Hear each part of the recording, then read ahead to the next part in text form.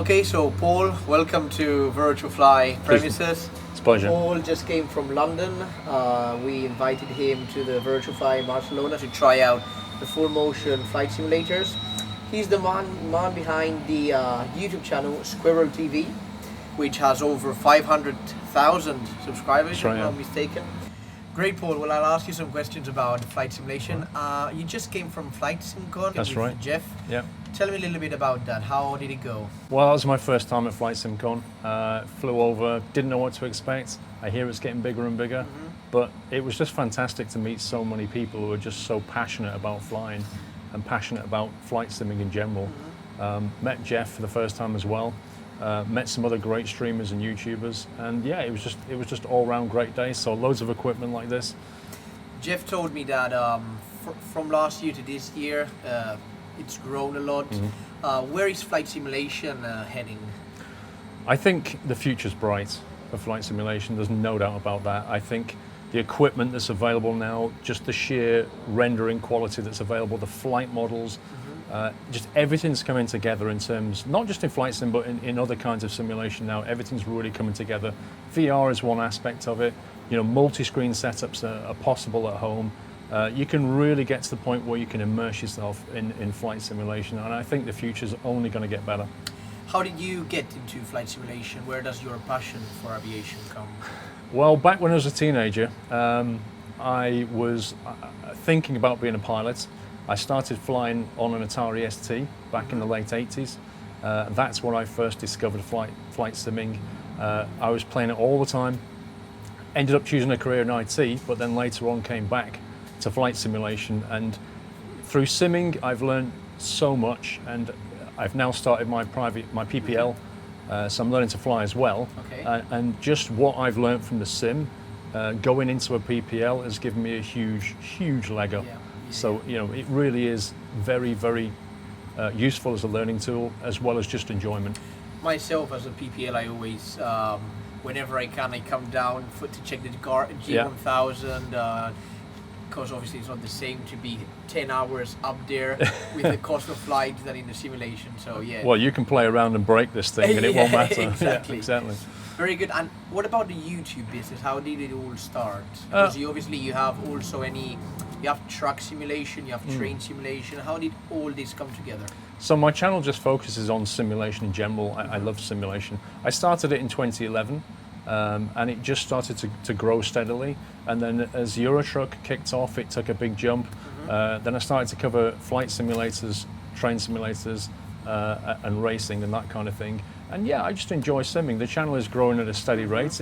It's a niche market. Simulation is a niche market, so it's never going to be, you know, huge. But it is, you know, in terms of what I do, I've got a reasonably big channel, and it just keeps steadily growing. So I'm happy with that. We were talking about the signature marking of each one of you. What would be your signature marking? Why are you so successful in the YouTube simulation? Right. I've asked myself that a number of times. I can only tell you from comments and feedback that I've had.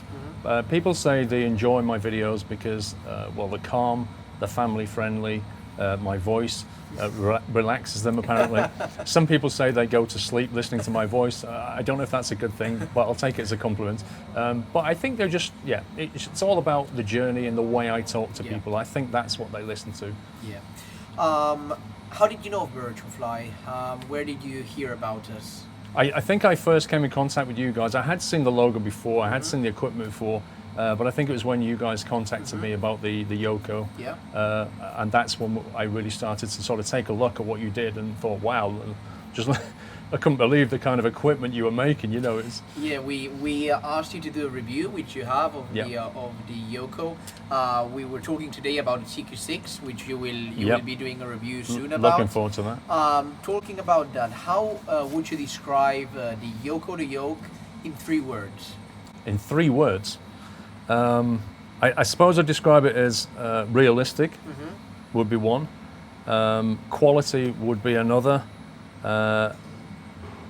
I think compact would be a third one. For what it does, it packs quite a punch in just quite a small footprint on your desk. If you have to put this on your desk with the clamps, it's quite a small footprint. If you're dropping it into a sim like this, then it's less of a concern. But You've tried the TQ6 already? Not really had to play with it yet, but I do love the action on this thing. It's fantastic. Just by the look of it, how would you describe it as like the Yoko?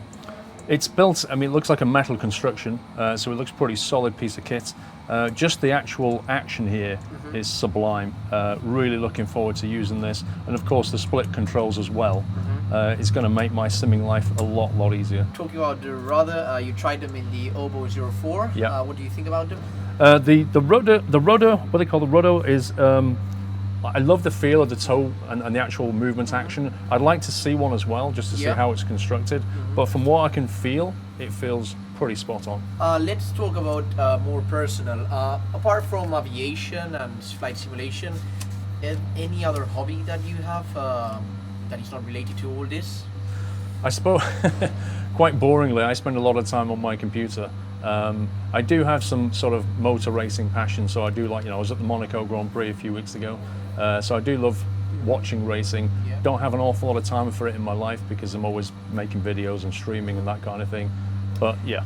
And the man behind the Squirrel TV, because obviously Squirrel TV is your sign, your channel and everything, but Paul, how is he, let's say with friends or with the family?